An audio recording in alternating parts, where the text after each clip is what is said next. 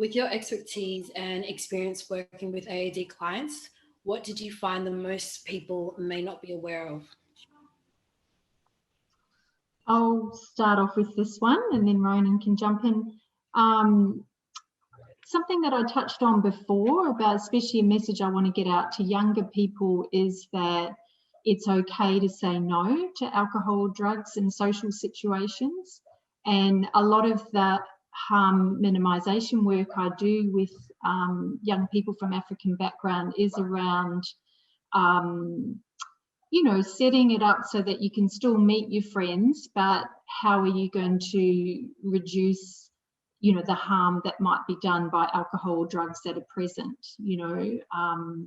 So there's a lot of different strategies we talk about, but first and foremost, you don't have to follow the crowd. You can be yourself. If your intuition, your gut instinct says, I don't like this, or this is not for me, you know, then you follow that, and you can always go home, right?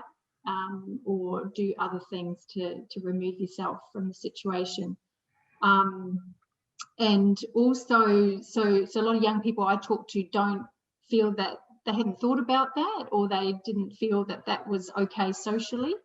And also about knowing your limit, like understand, how does alcohol or another drug affect you personally?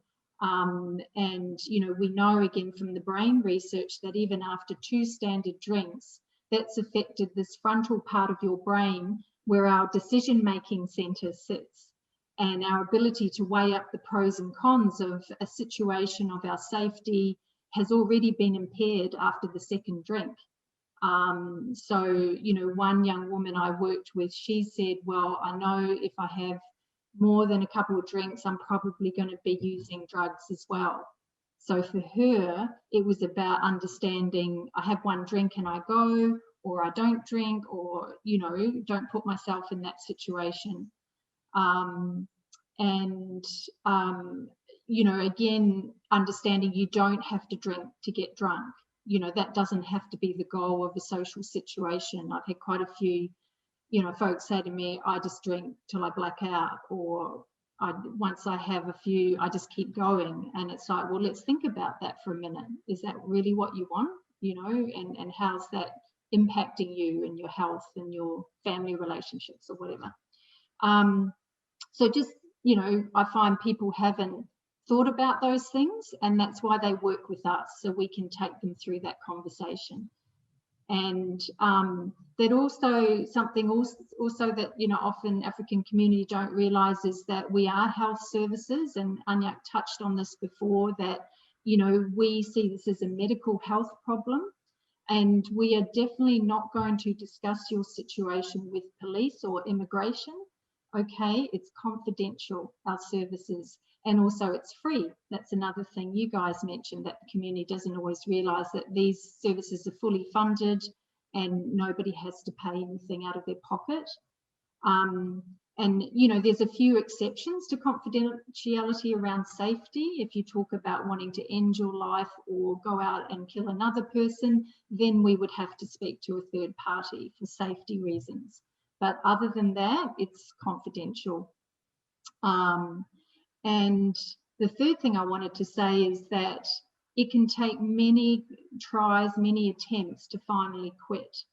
Okay, and often when people come to us, this substance, this addiction has been a problem for quite some years.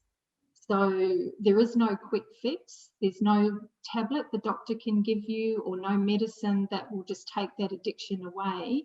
There are some medications that will help you with your depression, will help you through withdrawal, to calm your nervous system and so on through withdrawal. And there's methadone for people who are dependent on heroin and opiates, and other medications as well. But that's only part of the solution. A whole big part of the pathway to recovery is about changing your lifestyle, about improving your health, your relationships, cutting off your drug friends or your drinking friends. That's pretty important. And getting some meaningful activities in your life. And that takes time. So there are no quick fixes. You know, we in Alcohol and Drug Services, we don't judge you. We'll be as supportive as we can be. We'll listen to you. We'll understand who you are and what you need, and try to best link you to the best services that can meet your needs. And yeah, that's our role. So those are some of the main things that I found that, you know, it took people a long time to get to diverse pathways, because they had all these ideas about, you know, it costs money, you're going to report me to the police, or, you know, things like that. So I just want to reassure people that that's not the case. Okay, over to you, Ronan. Thanks, Susan. I've got a couple of points, 4 or 5 points that I wrote down. The first is that a person doesn't have to be abstinent in order to get treatment. And we're talking detox counselling, and especially in our space, counselling, the person doesn't have to be abstinent before they start counselling. They can be actively using, drinking, and we get on the scene and we start working with the client as to what their goals might be. Yeah. Secondly, look, the way that we work with harm minimisation is that abstinence may not be the only goal or a realistic goal for a client. Yeah. So some places say abstinence has to be done. In the drug and alcohol sector, we say, where would you like to go? What were your goals? And let's talk about realistic goals for you, because sometimes abstinence may not be realistic at this point in time. So we work basically with minimising harm, reducing harm levels. And it could even be that a person was drinking spirits and we managed to help change them to light beer, because the spirits were, or dark spirits were causing aggression and anger, and the light beer didn't. I mean, we try and work with the client where they were at in reducing the harm that's happening. And it can go from, you know, anywhere, but that's what our focus is on, reducing the harm for them. So one is, yeah, it doesn't have to be abstinence at the time. Yeah, it might be just minimising or cutting down or changing the drug. The next one is, I think I talked a little bit about, but some people believe that if you go into detox, 1-2 weeks, you're fixed. Well, no, you can get the drug out of your system, but there's all those underlying reasons or crises or issues that are still facing that person. So that's when we really advocate coming out of detox, talking to someone, getting some counselling, spiritual leader, whatever, talking to someone about the issues you're facing. Yeah. So it's as Susan said, it's a long-term proposition, recovery. It takes time. What people make me aware of, counselling, therapeutic counselling these days is not someone in authority and expertise sitting there diagnosing you, telling you what you got and telling you what to do. No, it's not how it works. That's some sort of American 60s psychotherapy, with the old psychiatrist there. Counselling is a partnership.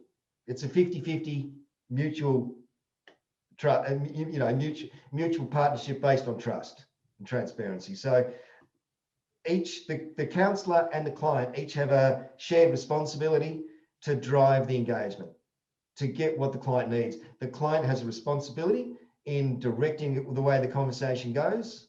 Yeah, it's not just they sit back and get fixed, or they sit back and get talked to. They have it's a 50-50 partnership based on trust and transparency. Yeah, so that's how the best engagement works. Yeah, and as a segue to that, no clinician, no matter if you're a psychiatrist, doctor, doesn't matter who, we don't have the power to fix people or to change people. Wish we did, I'd make a fortune. We're not magical. What we do provide in treatment, in engagement, is we try and provide a safe space, a safe and healthy space so that we can explore, I've got it here, to explore the drug use and the emotional needs for its use. We provide some education, we provide a lot of techniques, we provide support, but basically all that is so that you have the time and the space to fix you. Yeah, that's what we can provide. We don't fix. We don't, you know, so a lot of people sometimes they go, oh, I'm going to a psychologist, they'll fix me. No, but they can provide the space and the time and the support so that you can start fixing you.